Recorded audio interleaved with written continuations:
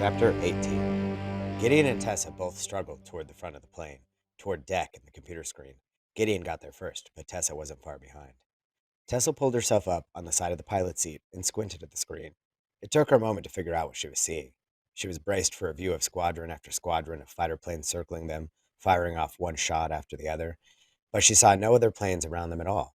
Instead, Deck was pointing to something on the ground, a huge U-shaped arc of metal that curved across a mighty river and had somehow cut a swath through a vast forest on the other side.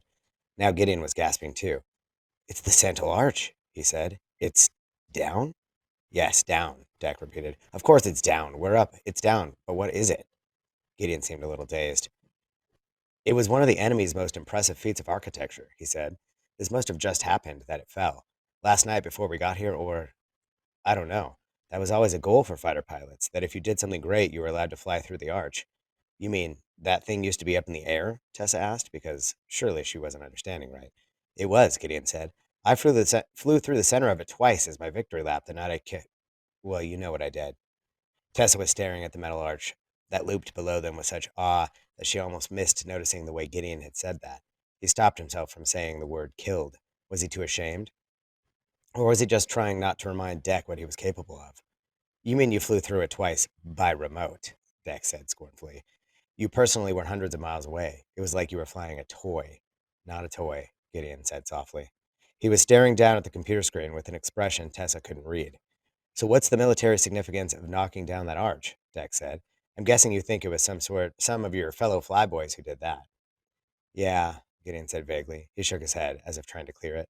"Destruction of an enemy's beloved landmarks can have an intense psychological impact," he said, as if quoting. He kind of looked like the Santal Arch had been one of his beloved landmarks, too. "And I'm sure there was a significant loss of life when it fell on. Wait a minute. There wasn't a force across the river from that arch. It was houses, factories, buildings. Lots of buildings." He reached down and enlarged the scene across the river, zooming in close. "I don't understand," he said. He began flipping through the images all across the screen, zooming in, zooming out. Dex started to reach forward to stop him, but then she seemed to change her mind. "Doesn't look right." "No, not that," Gideon mumbled. "But the river's right. That is the mighty Mysip. It's gotta be. And the arch, only down. Things look different when you're flying over them for real," Dex said smugly. "But," Gideon began. Tessa didn't want the two of them getting into an argument. Um, could we maybe just focus on making sure no one's going to be shooting us?" Tessa asked nervously. "Could we plan how we're going to get out of here safely?" "Oh, the shields are up," Dex said, almost sounding carefree. "And no one from the enemy's forces is flying anywhere near us," Gideon said.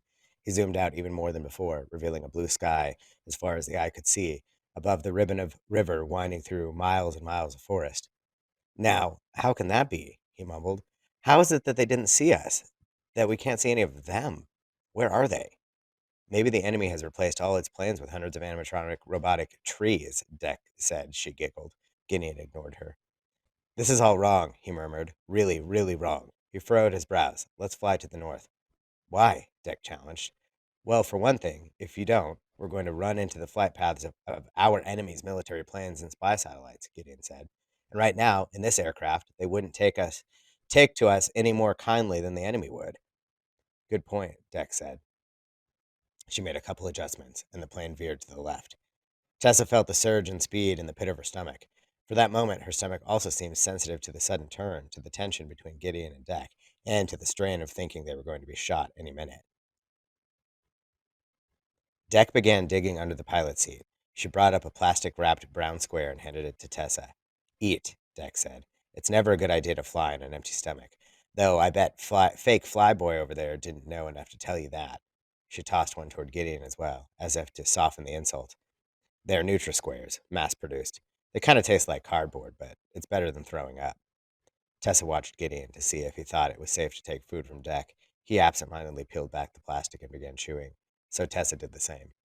But Gideon was staring so fixedly at the computer screen that maybe he'd eat cardboard and never notice.